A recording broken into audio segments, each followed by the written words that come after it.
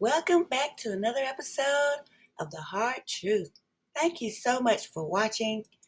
Listen, there's a story by Edgar Allan Poe called The Telltale Heart. When the police come to the door, they have absolutely no idea that there's a dead body under the floorboard. But the man's conscience is pounding him like a sledgehammer, pounding the pavement. And finally, the man yells to the police, Yes, yes, I killed him. Pull up the floorboards. The truth can never be restrained. Did Maddie simply tell Adam the truth? What did Maddie tell Adam? Go on and grab that coffee or a nice cup of tea as we begin our story.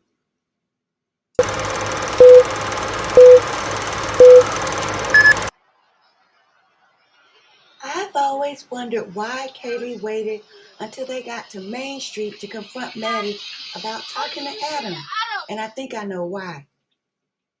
Maddie was very intoxicated that night. I think when they were at the corner club, the alcohol gave Maddie the courage to tell something to somebody that was troubling her. Once she spoke to Adam and they left, Adam started talking about what she told him. Jack D was at the club, and if he heard about it, that explains why he didn't answer his phone. Anyway, between the time Kaylee and Maddie traveled from the corner club to the grub truck, the news spread. By the time they got to the grub truck, people were blowing up Kaylee's phone. This is why Kaylee was so engrossed on her phone at the grub truck. People were asking her, What's up with your girl? Are you talking? I think Kaylee didn't want to have that conversation at the grub truck because there were too many people around. So she waited until they were pretty much alone to confront Maddie about it. So what did Maddie tell Adam? Well, here's my theory. First of all, when times get hard, people start stealing from each other. That includes friends, family, and even crime families. And I believe somebody stole the stash from 1122 King Road and they put it on Maddie. I believe it was somebody in the crime family who stole it. Kaylee wasn't in town, so they couldn't put it on her.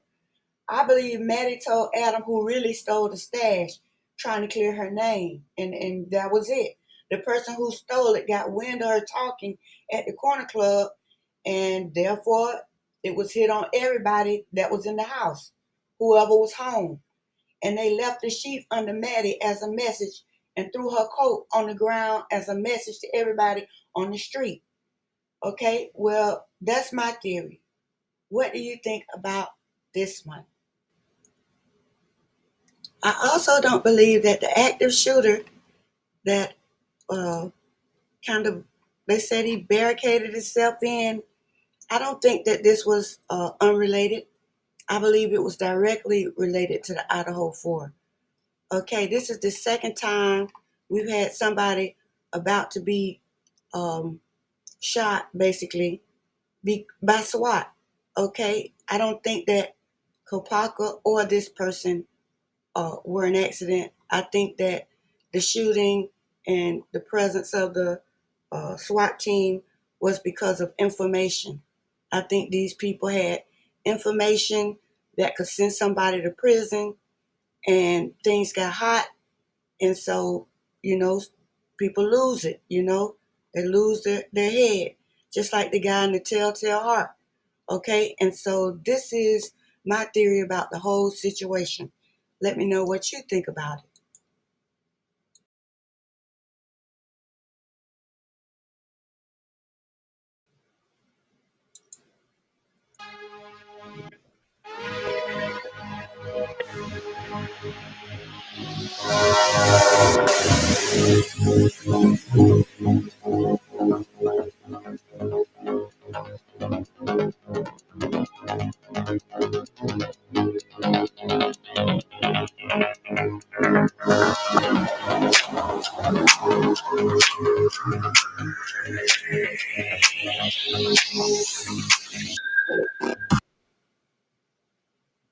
There's a rumor going around that Maddie flushed a substantial amount of narcotics down the toilet, and as a result, the Idaho 4 murders were like retribution for, obviously profit lost or whatever.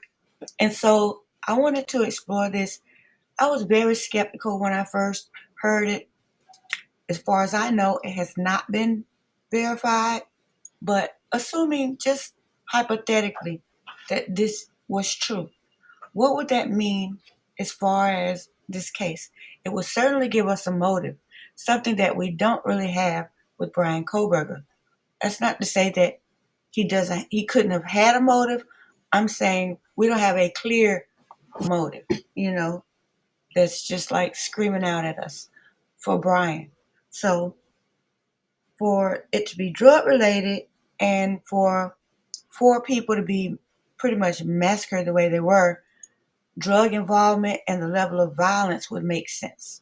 All right, so let's think about this in a couple of different terms.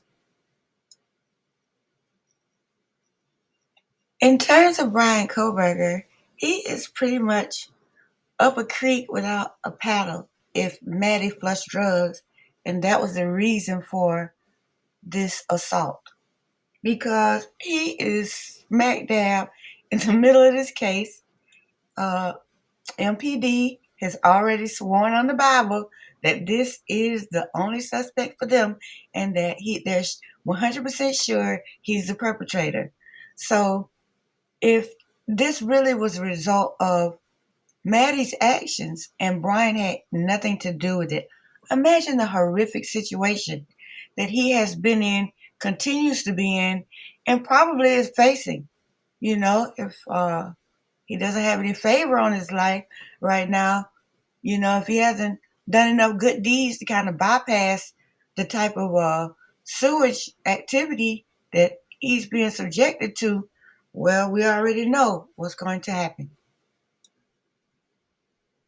Now, as far as Brent Kopaka, does that let him off the hook? I'm not sure.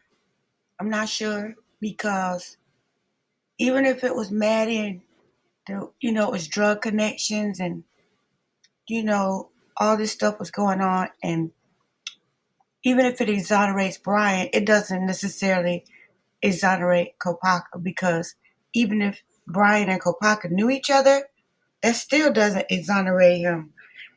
He could have been doing it and Brian had no idea because he knew Brian worked for the school and, was involved in criminology. So he wouldn't want his friend to really know about it because that would put him in a bad situation. He would have to make an ethics call as far as whether he could be his friend and keep his job. So I doubt very seriously that he would say anything about it. So that means Kopaka would still be on the suspect list as far as the drugs.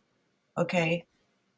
And as far as the actual act of homicide itself, well, it doesn't eliminate him, but it doesn't increase the possibility that it's him either, in my opinion. All right, so what do you think about that one? Does Maddie, the Maddie scenario, exonerate Kopaka, make him more of a fit or less of a fit? All right, well, let me know. Last but not least, we have Enan Harsh. All right, this definitely does not exonerate him as a suspect. And so he lives very close to that house. He knows the roommates. I think by taking Koberger out of the picture and saying it was a drug house and somebody flushed the drugs, I think that would increase the likelihood that Enan Harsh was involved or had some knowledge. I believe it would increase it, not necessarily verify it, but increase it.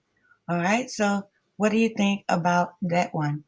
Because we have to find some way to fill the voids for all of the things that have been planted in our minds towards Brian Koberger. Because if you take him out, put Maddie in the drug house in, that changes the landscape of the entire case. All right, it's profound changes, not just small and significant ones. So we have to really think about it from a universal perspective. And I think these three people will play a larger role if Kohlberger is taken out and Mogan is put in.